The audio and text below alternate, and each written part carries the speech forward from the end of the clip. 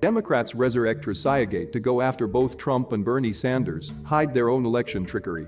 Establishment Democrats have now used the claims of Russian meddling to go after their own progressive wing, as well as President Donald Trump. The bogus accusation seems to be nothing more than cover for their own wrongdoing. Moscow is now supposedly helping Bernie Sanders in the 2020 US presidential election. That is, if you believe the anonymously sourced Washington Post bombshell. This follows a New York Times claim on Thursday that the Kremlin is again betting on Trump, written by known partisan hacks, and likewise based on anonymous sources. In the minds of the Resurrect cult, the Kremlin is backing Sanders either to get Trump re-elected or to get a socialist president. Never mind that Russia is not socialist, try arguing that there has been precisely zero evidence now, or back in 2016, that Russia has backed any US candidate, and watch people's heads explode. Much like the vaunted US intelligence community they want to believe.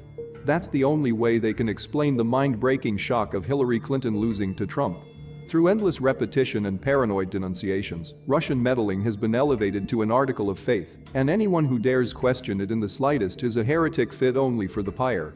So there was little surprise when the Cannard was trotted out on Thursday, in what was clearly an effort to delegitimize Trump's pick of Richard Grenell as Director of National Intelligence, with a rumored mandate to clean house of, I don't know, may the people involved in spying on Trump's campaign on false pretenses and manufacturing the predicate for Resurrect perhaps.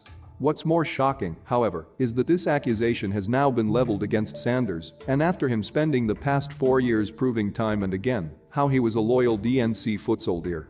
Not only did he bend the knee to Clinton after it was documented that she and the DNC colluded to rob him in the primaries, he also jumped on the Resurrect bandwagon and even tried using it just this week to deflect from the Clintonite smear about Bernie bros being mean to people online.